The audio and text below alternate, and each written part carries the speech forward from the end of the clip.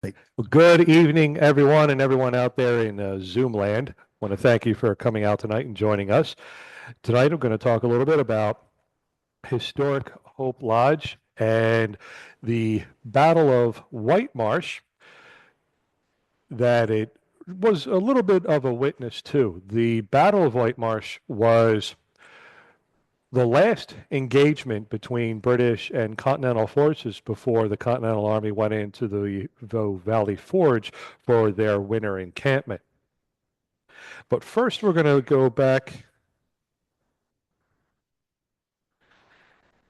and this is a woodcut. It's attributed to Johann Martin Will, who was a German who did this based on depictions, Hessian depictions of the Battle of Whitemarsh and Edge Hill. If you look up towards the upper right, you'll see Edge Hill as one word. And in the middle is supposed to be General Kniphausen. He was the overall commander of Hessian forces under British General Howe.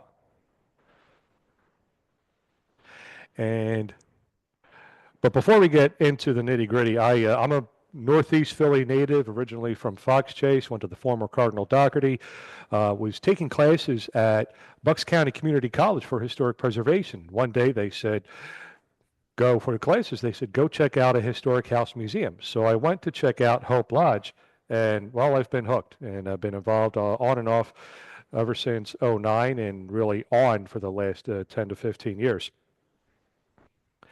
The building itself dates back to the mid 1740s, and we've pegged it down from 1743 to 1748. We know that from the logs of the original, the first owner and builder. His name was Samuel Morris. It was built in the Georgian style. Well, what does that mean? Well, if I go backwards, now forwards, backwards, you'll see a lot of symmetry in the house itself. Equal number of windows on either side of the main door. There's no mistaking where the main door is in a Georgian mansion, but all other kinds of architectural details that will pin it down to the mid 1700s. The number of windows. And I also want to point out this little area here that's above the hood. It's called a false niche. It was never a window or decorated. It's a brick applied decoration, and it's designed to break up an otherwise flat brick wall. It's not unique, but it is uncommon.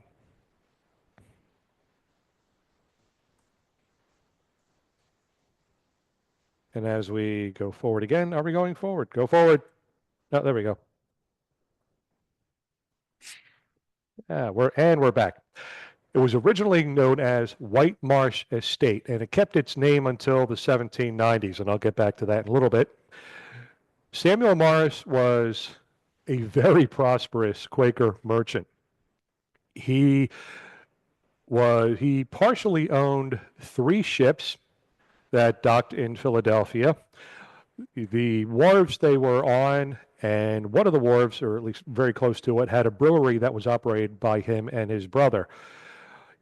He owned an iron forge in Warren County, New Jersey. Lime kilns that are actually just up the street from Hope Lodge. It's located on Bethlehem Pike, almost across the street from present-day McGurk's on Bethlehem Pike, which used to be the Ben Oboe, which used to be the Fort Side Inn, and then it was something else. Across the street from McGurk's would have been the lime kilns that Samuel had owned. And he was also the owner of the grist mill known as Mather's Mill, and what is known as Mather's Mill today. So he had several licenses to print money. He was doing very well for himself to build a nice country mansion. And we know from the logs that Edmund Woolley, who was the designer of the Pennsylvania State House, which became known as Independence Hall, may have lent some architectural advice. We're not exactly sure how much, but we know he was a customer of Samuel's. He picked up goods from the mill and the surrounding area, and we know he had goods delivered to him down in Philadelphia. So maybe as part of a partial bartering system, we're not exactly sure, but we're confident that at least some advice was given. Samuel dies in 1770. He dies with an incomplete will known as intestate. He does not have any family of his own, so under Pennsylvania colonial law, it goes to his brother Joshua. Joshua is doing well for himself. He doesn't need another house. Sells the building in 1776, and now we're going to go fast forward to 1777. And now we're into the third year of the Revolutionary War. Started out in New England when they got rowdy. British Army takes control of New York, and it seems the logical next step is, at least for part of the Army, to take control of Philadelphia, the de facto capital of the colonies. You take the enemy's capital, your enemy sues for peace, and you're happy.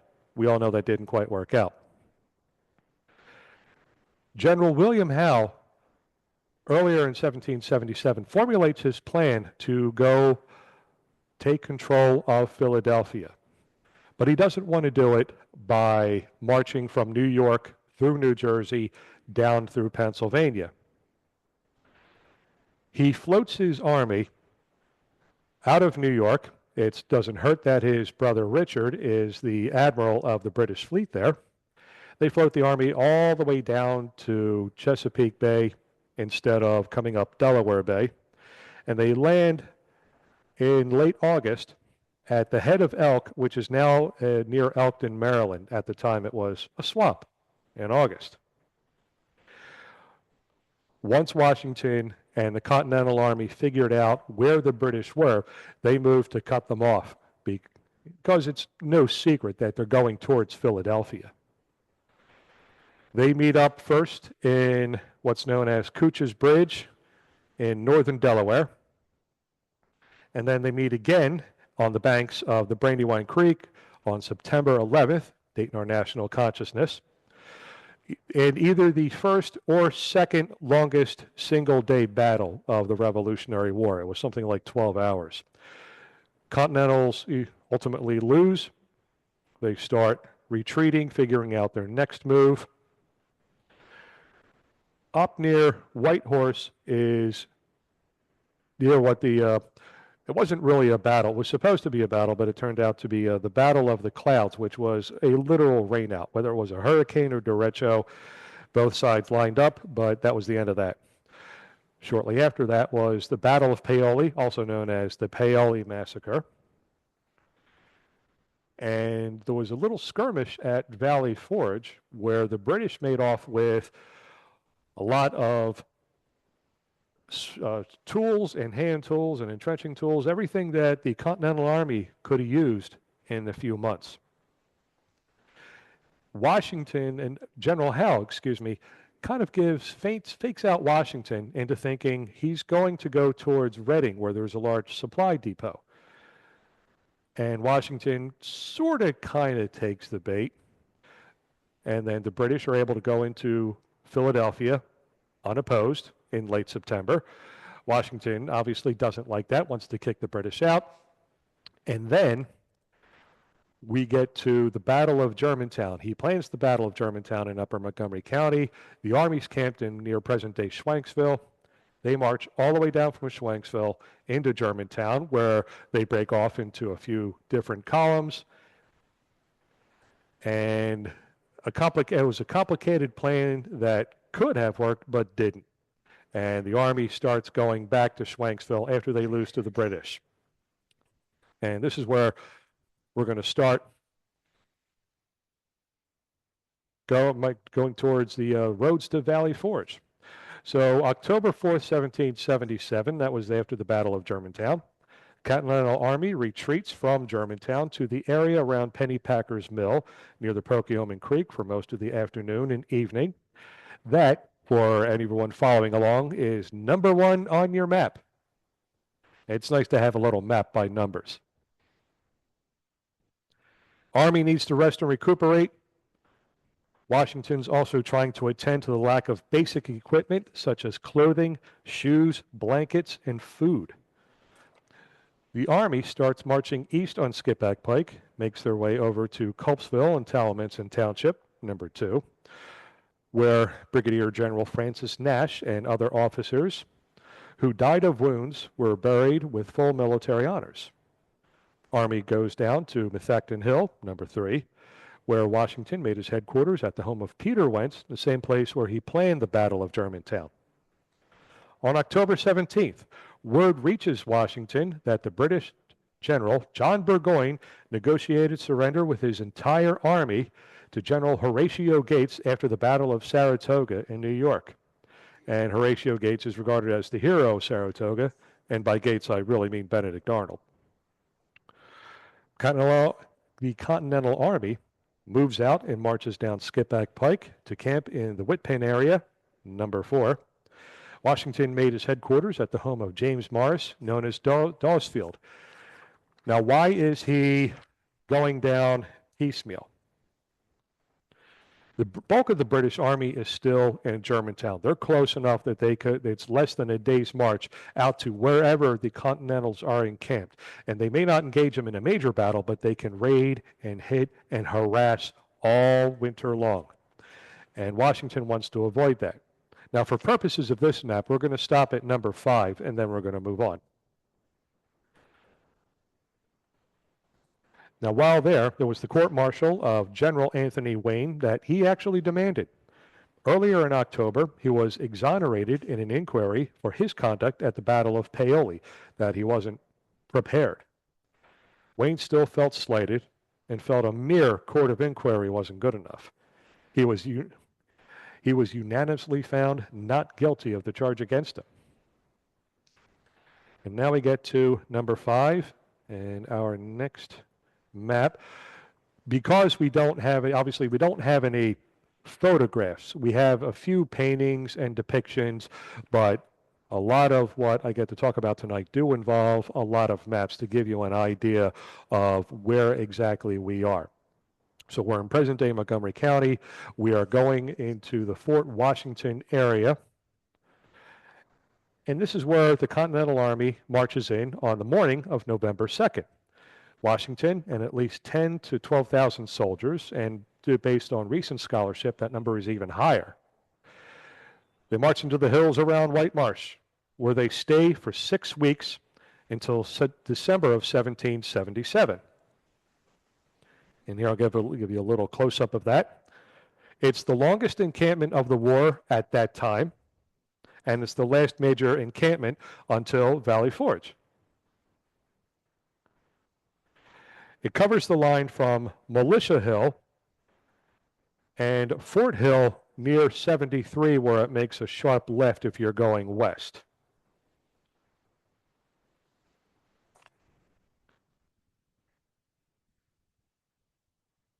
A forward post of about 400 men and 6 cannon were placed on Church Hill, where St. Thomas's Episcopal Church now stands.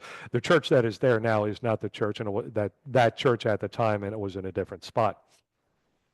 Washington sets his headquarters at the home of George Emlyn, about 2 miles east of Church Hill. Other senior officers stationed themselves in houses in the area.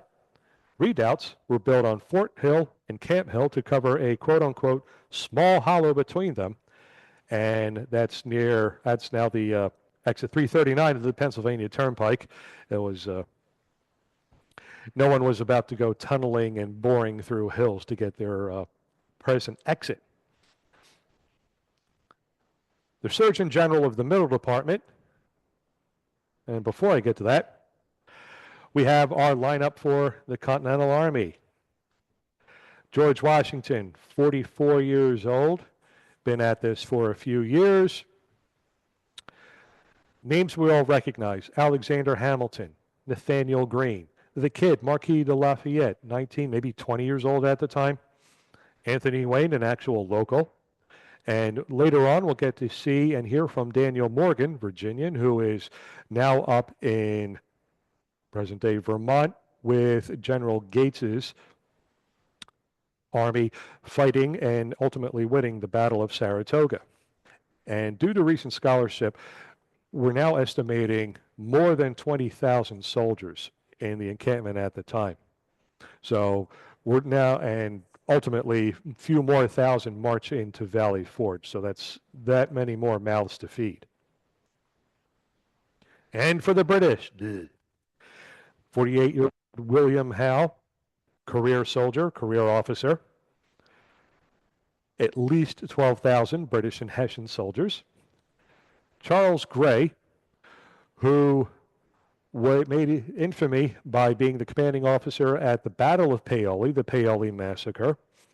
And at Germantown, you first heard the first battle cry of the Continental Army. Remember Paoli. Remember Wayne's Affair. Captain John Andre, lower left, he becomes more infamous later on when he buys a major's commission. Sure. And don't mind the technical stuff, we're just having a little fun. Isn't Zoom fun? So Charles Cornwallis, we all know him as that loser from Yorktown, who ironically was one of the better generals of the war, until he wasn't. Wilhelm Kniphausen was the overall commander of Hessian forces under General Howe. Both all the Continental officers and British officers, they knew each other. They fought against each other for several years. None of this is new. So what's going on at Whitemarsh Estate? Surgeon General of the Middle Department, John Cochrane, on your lower right, and his two assistants, Doctors Campbell and Draper, made their headquarters there. William, and we also have the West family.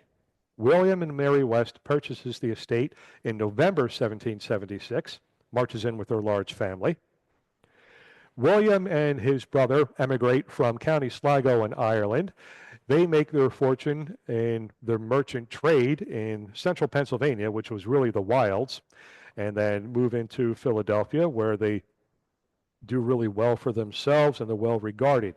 William is a founding member of the Friendly Society of the Sons of St. Patrick, and also elected to the American Philosophical Society. He marries Mary Hodge. They have themselves a large family. And we're also confident that the West family, at least William, heard the first public reading of the Declaration of Independence in July of 1776. I would imagine most of the city would have come out to think, well, what are these guys up to now? They decide that being the de facto capital might be interesting to the British, and it's a good idea to get out of there, and they prove themselves right. Of course, a year later, they find out that they're almost on the front lines, and we'll get to that shortly. The upper right picture is looking out towards Bethlehem Pike, and by late 1777, when it looks like the British are going to go into Philadelphia, anyone who wanted to leave was getting out. The Great Road, North Wales Road, present-day Bethlehem Pike, that was one of the main roads out of the city. Skipback Pike would have been either filled or at least had several families of refugees, individuals, people who wanted to get out of there with everything they could get a hand of. Also, the Pennsylvania State House bell, decades before it became the Liberty Bell, went in front of the Whitemarsh estate on its way up to Zion Reformed Church in Allentown. Also with the family is William West Jr., who was not his son, but a nephew of William West. He was a Continental Army officer who was captured at the Battle of Fort Washington, New York, and paroled earlier in the year. And part of his parole was we had to report into the British when they saw fit. But part of the parole was also you could not take up arms against the crown again, or else. Now for the soldiers, brush huts, crude chimneys were built for those without tents. And our buddy, Private Joseph Plum Martin of the 8th Connecticut Regiment of the Continental Army wrote, "The ground, which was soft and loamy, was converted into mortar, and so dirty was it that any hogsty was preferable to our tents to sleep in." Also for the Army, there is a lot of waiting. They're waiting for the British to attack, to see if Washington would order an attack on Philadelphia to get paid, to find out where winter quarters might be, when their enlistments to run out, for food, for shoes, for anything to happen. Washington was worried about all of the above, plus the Continental Congress. He wrote and or dictated at least 147 letters, orders, and other pieces of correspondence during the 6 weeks at Whitemarsh. Washington also tried to restart a prisoner exchange with General Howe. Disturbing reports of British treatment of American prisoners had begun reaching Washington, who urged an immediate exchange. The soldiers, according to one letter, were being treated in a manner shocking to humanity. And General Howe also stopped the prisoner exchange because he feared intelligence leaving the city, mostly because intelligence was leaving the city. Americans were also suffering at Whitemarsh. Food was never guaranteed. Thomas Jones, Deputy Commissary General of Issues, stating at Whitemarsh, wrote in a letter to fellow Commissary Officer John McGee in Lancaster, "The present is to advise you of the approaching calamity, which I expect here at every moment.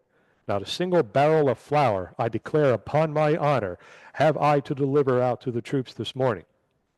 I need not point out to you the distress I labor under. For God's sake, exert yourself in this affair, or all's over." Now, if that sounds dramatic, it's because the commissary department really stopped functioning in late 1777. Thomas NEPHN was in charge of it, and he was honestly in over his head. And I think he was almost, if not accused of impropriety as commissary general. So whatever supplies they need, they have to go out and get themselves. At night, the temperature already started dipping into the 20s, like tonight. Blankets, warm clothing were lacking. Washington wrote to Congress, "There are now in this army a later return of 4,000 men wanting blankets, near 2,000 of which never had one, although some of them have been 12 months in service." The soldiers who could afford it entertained themselves by drinking. General orders of November 24th ordered tippling houses suppressed. Washington threatened to confiscate the liquor being sold at these houses and to banish the sutlers from the army. Washington ruled out an attack on Philadelphia, but he did post skirmishers outside of the British defenses north of the city. Remember, I'm talking about Center City, Northern Liberties at the absolute northern part of the British presence in Philadelphia. That was the city at the time. Their job was to harass the British positions and forage for food and supplies. Those skirmishes in no man's land between Whitemarsh and Philadelphia were known as a petty guerre, a little war. In retaliation, in late November, General Howe ordered his troops to set fire to several large country houses in the Germantown area. 11 houses, and all were burned to the ground, and residents of Philadelphia climbed onto rooftops and church steeples to watch the spectacle. November ended with a war council, this one to determine winter quarters would be. No choice was made yet. On the same day, Major John Clark, who was in effect Washington's spy master at the time, gets word to him that the British were, quote, in readiness to march, unquote, with an end to a surprise attack. Now, Washington may have also received news from an unlikely source. And before I would go to this unlikely source, I want to point out there's a return in late November of data from Continental Army hospitals. And I highlighted the ones that are mentioned in green. And you notice here are the British in red, here's us in blue, and in green are the hospitals that are literally all over the area. And this return shows how many sick, wounded, convalescent. Convalescent may also be some individuals who don't have enough clothing to return to their units. Theft was a thing, and it was hard to control.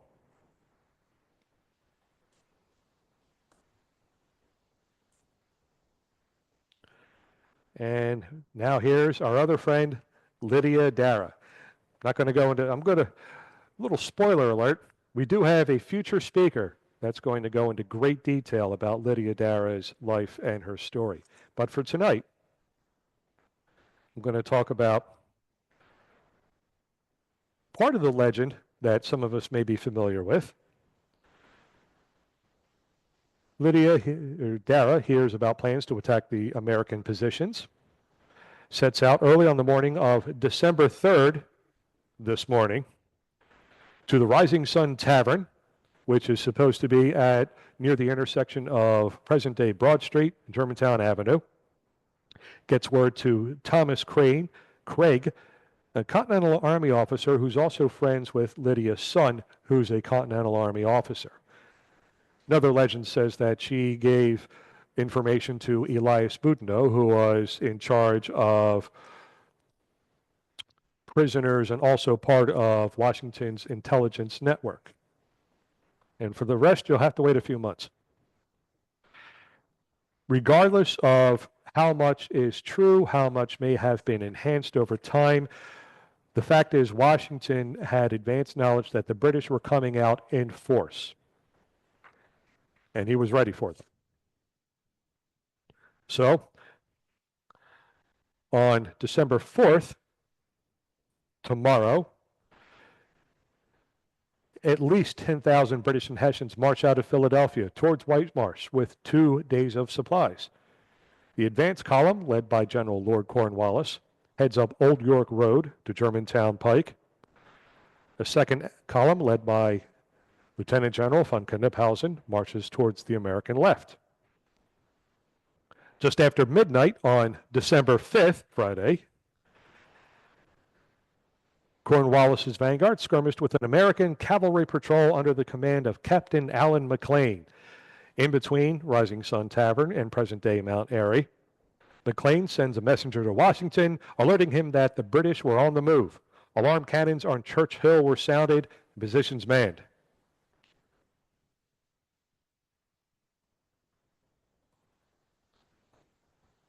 And what I like about these maps in particular, that they're imposed over present-day roads and, well, pretty much everything. It's you can figure out where we are and what is happening. And I'm a big fan of this. The gentleman who did this, it was Western Heritage Mapping. I don't know if the website exists anymore because the animated maps were originally Flash-based, and Flash is no longer a thing. So I would hope to see the website up again and more enhanced maps of what's going on in the Revolutionary War in this area, and also just a lot of different events. So keep eyes out open for that.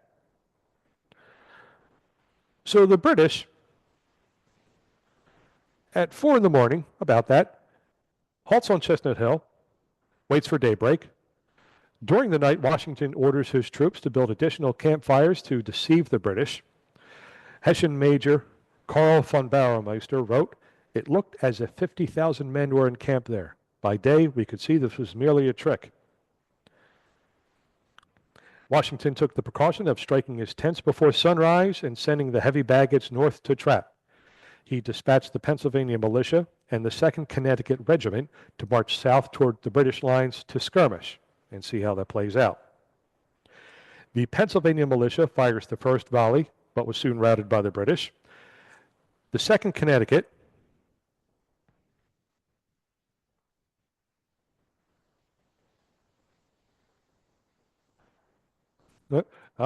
that's third one down. Hide floating meeting control. Hey, look at that. Thank you. Again, the wonders of modern technology. The 2nd Connecticut made a brief stand before retreating after a British bayonet charge. British are called back to Chestnut Hill. The two armies spend December 6th watching each other across the Wissahickon Valley. Washington's not coming out from his defenses to play. So by that night, Howe decides upon a movement to their left. towards Jenkintown and Abington Township, while units under General Charles Gray would create a distraction by attacking the American center. Early on Sunday, December 7th, another date in our national consciousness, the British marched back through Germantown to present-day Washington Lane and then to Old York Road through Jenkintown, where they would remain till about noon. Washington didn't become aware of Howe's maneuvering until after 8 a.m. He immediately moved Colonel Daniel Morgan's Rifle Corps and Maryland militia eastward to cover his left flank. About a mile to the right of this detachment, the Pennsylvania militia and 2nd Connecticut Regiment marches down the Lime Kiln Road towards Edge Hill. So you can see from this map how big the encampment was. We're starting from left to right, near where Fort Washington State Park is, going towards the middle, going towards Manufacturers Country Club, towards near the middle of the line, and Washington's left flank is north of Edge Hill in Abington Township. It's a decent amount of ground to cover. And you can see, looking at the present-day map, here's Charles Gray. He goes up Church Road, 73, makes a right at Lime Kiln, near where Arcadia is, situates himself on present-day Waverly Heights. General Howe comes up the center of his line, and he goes up Jenkintown Road. He's making his way towards Edge Hill. General Cornwallis meets at Abington Presbyterian Meeting, Susquehanna and 611. They start going up Susquehanna Road towards present-day Abington High School and Rydell train station. And you can see from Howe's plan is to get around Washington's flank. He's not going to attack directly. He learned that the hard way at the Battle of Bunker Hill when he sent men up Breeds Hill, and the Army eventually won, but it was a heavy cost, and he never did that again. He went around Washington's flank at New York, or Long Island actually, worked like a charm. Went around Washington's flank at Brandywine, was able to exploit some confusion. He wins there. So why wouldn't this be any different?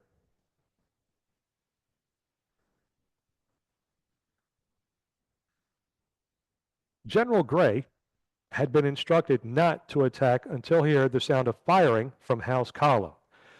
After several hours, he becomes impatient, decides to move out on his own. As he advanced, his troops were fired on from the Pennsylvania militia on Edge Hill. The militia were forced from their position. Generals John Cadwalader and Joseph Reed, out reconnoitering the area, attempted to rally the Pennsylvania militia. Pennsylvania militia kept going down Edge Hill, across Sandy Run, and towards the main fortifications at Camp Hill. Right behind them were men of the 2nd Connecticut, also retreating. They were pursued to within yards of their encampment by the Queen's Rangers and Jaegers, who then fell back and took a position on Edge Hill. Morgan's Rifles and the Maryland militia had taken positions on Edge Hill about a mile to the east of Gray's troops and higher up on the ridge. A small group of Continentals moved down to attack, but were repulsed by the British. Meanwhile, the main body of American troops engaged Howe's main column in dense wood, where they fought quote-unquote Indian style from tree to tree. British officers who were used to encountering militia who would run away at the first sign of battle would later express admiration and the skill of Morgan's men and the Marylanders. Washington debated reinforcing Colonel Morgan, and there was discussion among him and his senior officers who reminded Washington what happened when reinforcements opened up a hole in the other part of the battle, under part of the line at the Battle of Brandywine. Morgan's troops were not reinforced, and then they were forced to retreat back to Camp Hill, and General Howe sends in the 33rd Regiment of Foot under Cornwallis.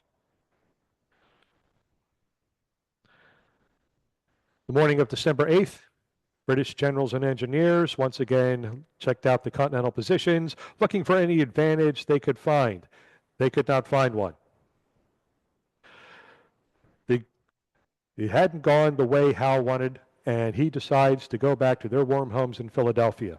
Their supplies are running low, it's getting colder.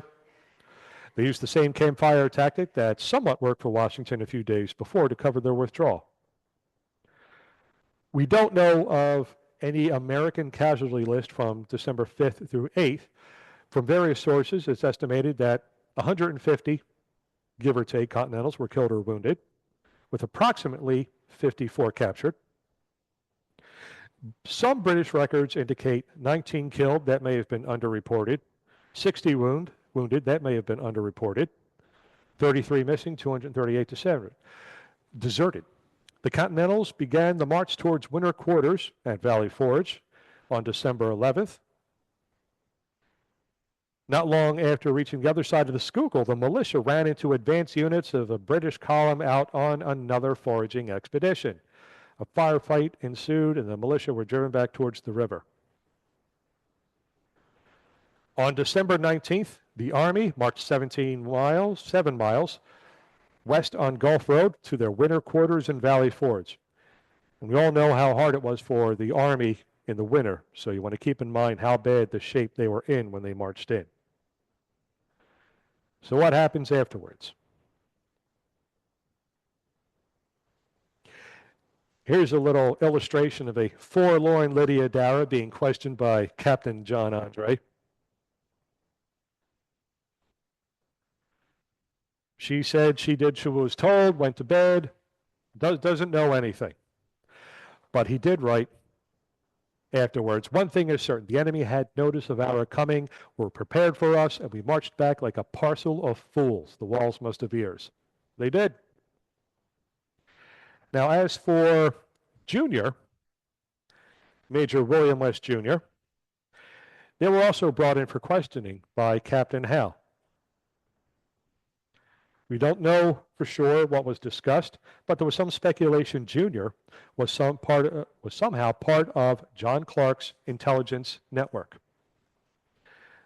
William West, being all the way on the revolutionary side, was mentioned in a letter and orders of the day when Washington was at Valley Forge. And he basically says, cut no wood belonging to Mr. West, but supply themselves out of the woods adjoining to his land.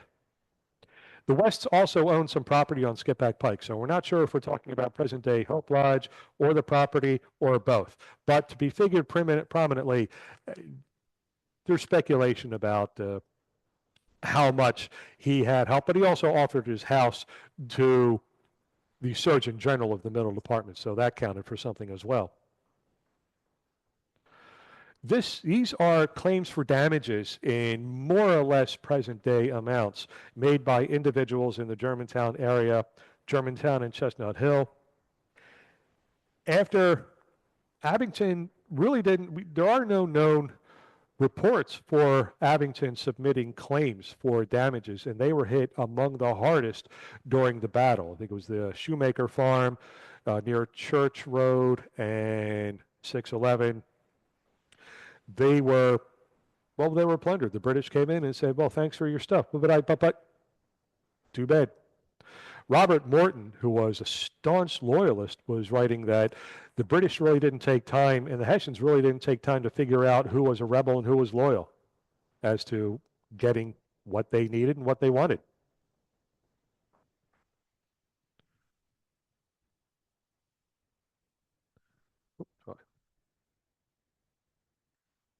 I am not under remote control.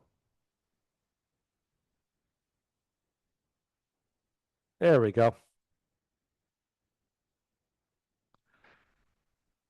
We have a few local plaques in the area that talk about if not part of the battle, but actions taken by both Continental and British soldiers. The one on the left is located at Washington Lane and Church Road.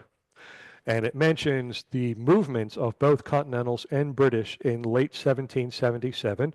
And also at the bottom, there's a paragraph that says that Camp William Penn was located in the area, in the immediate area, and that was one of the first black camps for black soldiers during the Civil War to train them. Two pictures on the right talk about a Daughters of the American Revolution plaque that were placed on a residential street near Edge Hill Road in Abington. And it talks about the Battle of Edge Hill. The plaque itself has gone missing. The property owner dies. His son was observed helping himself to the plaque. But now we know that the Daughters of the American Revolution are going to replace the plaque, and they're in the process of applying for it.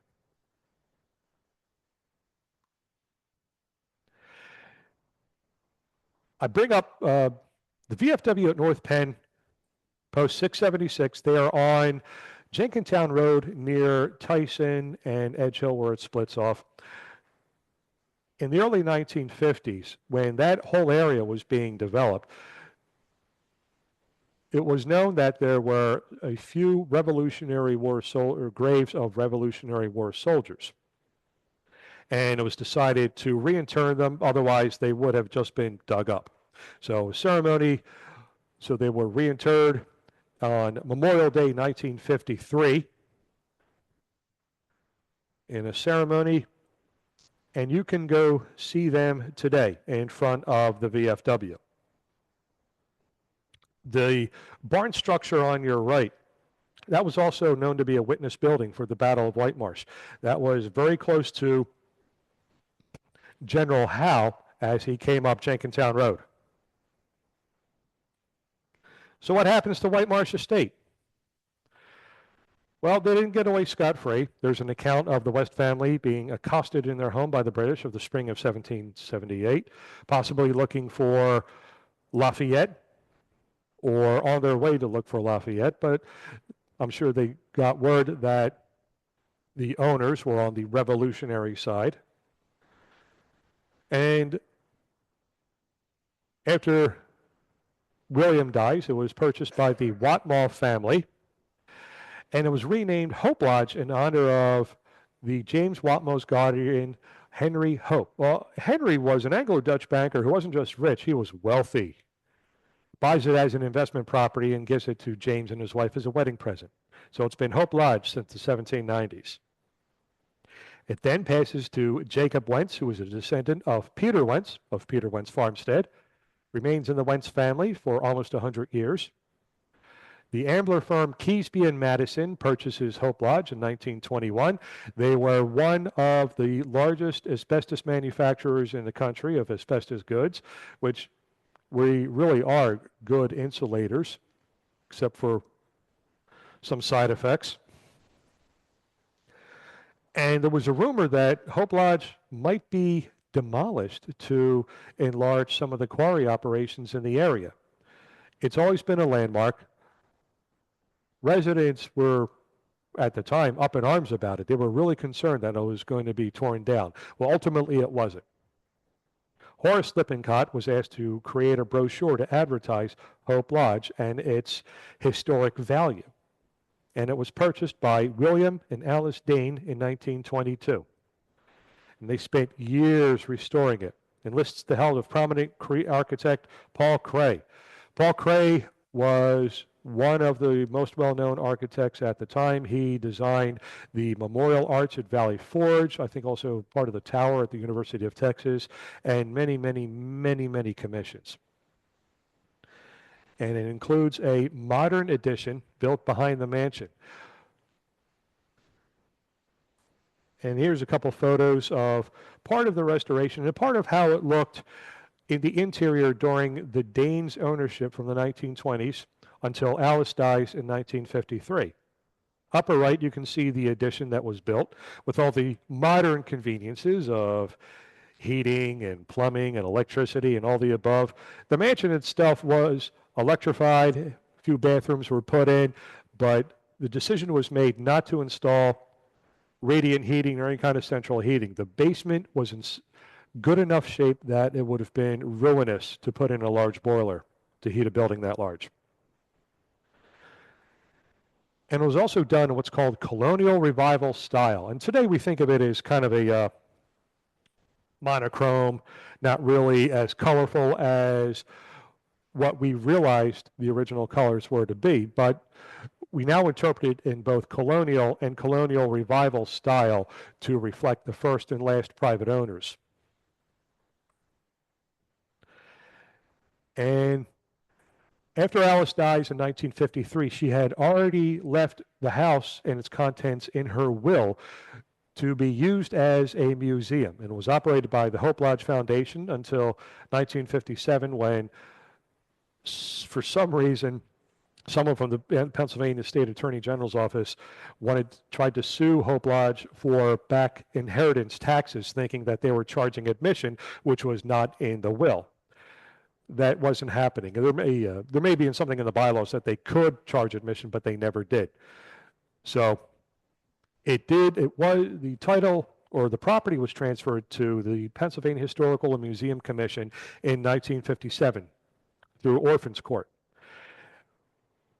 Our here's some of the events that we have during the year. Charter Day in March, guided mansion tours from April through October, Ambler Symphony Orchestra in June, Cars and Motorcycles of England Car Show in June. I highly recommend that one. Haunted Halloween Lantern Tours, which always sell out. 1770 Whitemarsh encampment, where we commemorate the encampment that took place there. If you want to get out to see Hope Lodge in person, you have two more chances. Saturday, December 6th, we have guided mansion Christmas tours. Slots are still available 4 times. And Saturday, December 13th, holidays at Hope Lodge.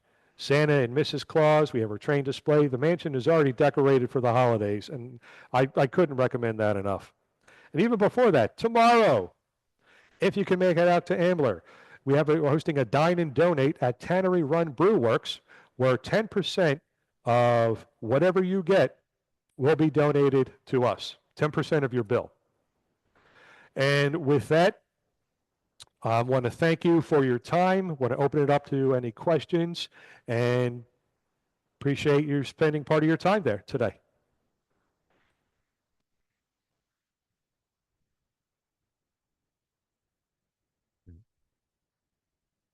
Thank you, Bob. Excellent. I have a question.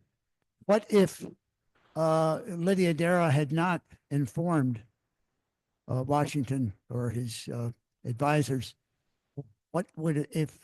I don't know if it would have made that much of a difference. I don't want to discount Lydia's possible contribution, but he had a word from multiple sources that the British were coming out in force. I also forgot to mention, this was as much of a foraging operation as General Howe tried to get Washington to do battle, because after Fort Mifflin and Fort Mercer were taken by the British, and I did leave all that out. We really just didn't have the time to go deeply into all of that, as well as Saratoga.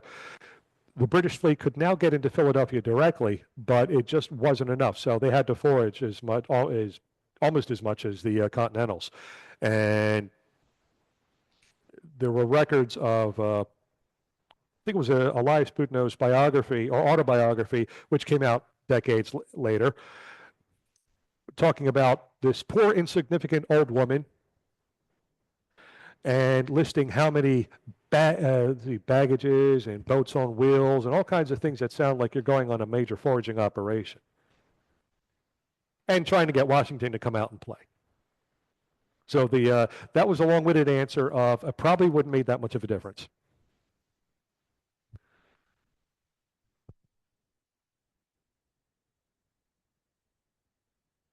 So there's a question in Zoom, but I think they may have asked it for you specify, but they said where is or was Mathers Mill located? Oh. But you did specify that, I think. A little bit. Mathers Mill is on 73 and the corner of, well, what is now today Mathers Lane.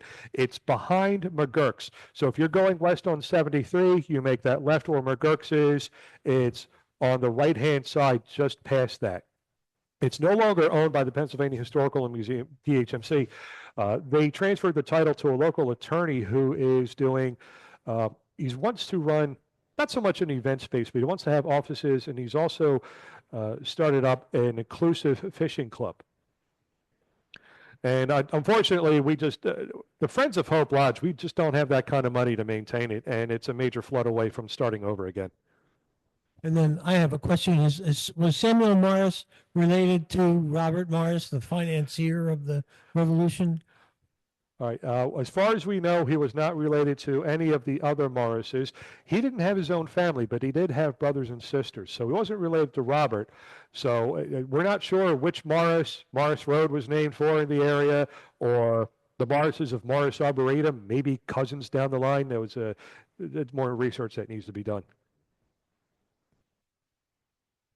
I just want to say that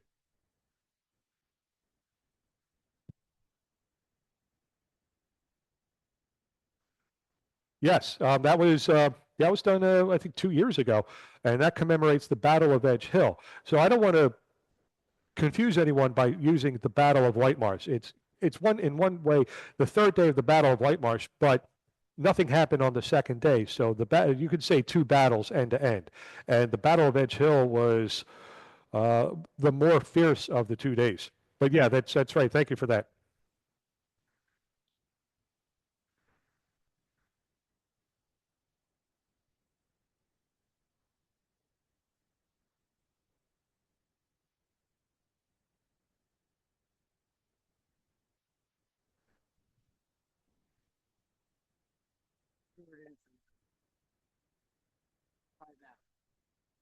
Check, here it is. Okay. Another question on Zoom. And by the way, there's a lot of compliments. Excellent presentation. Many of those. I'm not going to read all those. Oh, I just lost it. Is any of this information included in the recent Ken Burns documentary, or any of the shots? Were any of the shots done there? I got a chance to see the documentary. Whitemarsh makes one of the area maps, but it's not included. And like a lot of Revolutionary War histories, they talk about, they may bring up Brandywine, they'll bring up Germantown, and then the troops march into Valley Forge. Well, you have several weeks where a whole lot of stuff was going on. Now, for tonight, I was concentrating on what Washington and that part of the Army was doing in Montgomery County. So, no, not really.